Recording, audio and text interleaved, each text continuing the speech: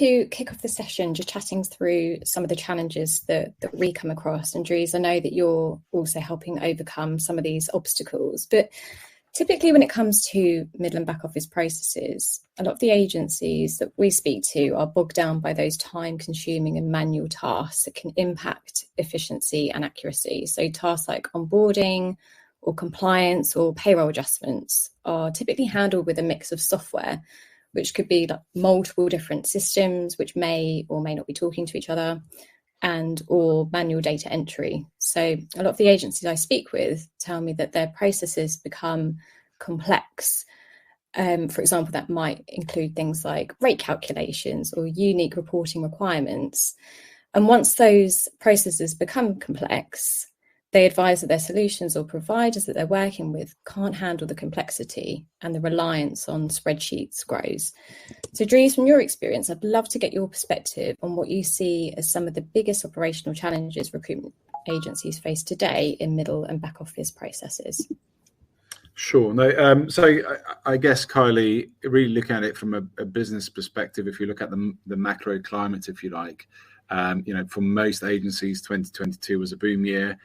Things have got a little bit tougher since then with green shoots, popping up now, really. And I think what that's meant is, if you look at middle and back office process, which, let's face it, isn't the sexiest thing to talk about. A lot of automation topic focus at the top of funnel, quite rightly so, candidate and client engagement and interaction.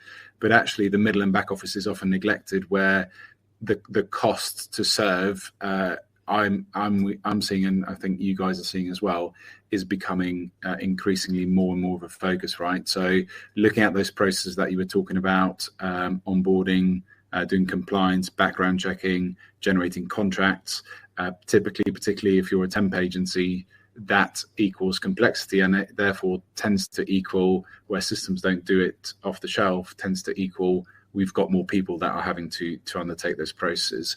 And then the same if you kind of move into the back office piece, particularly around timesheeting, capturing timesheet information, again, where maybe systems off the shelf don't do it, or you have a tail of timesheets. VMSs are becoming much more prominent, vendor management systems, and getting information out of those, again, can be problematic and time intensive. Plus also often you're dealing with tight deadlines to get the work done. So they tend to be the kind of areas that we are seeing becoming increasingly more and more of a focus. I would say from our perspective, certainly, obviously there's software off the shelf, particularly kind of if we're looking at pay and bill, etc. Obviously what the likes of yourself do in mywage, if you can solve it off the shelf, do it off the shelf.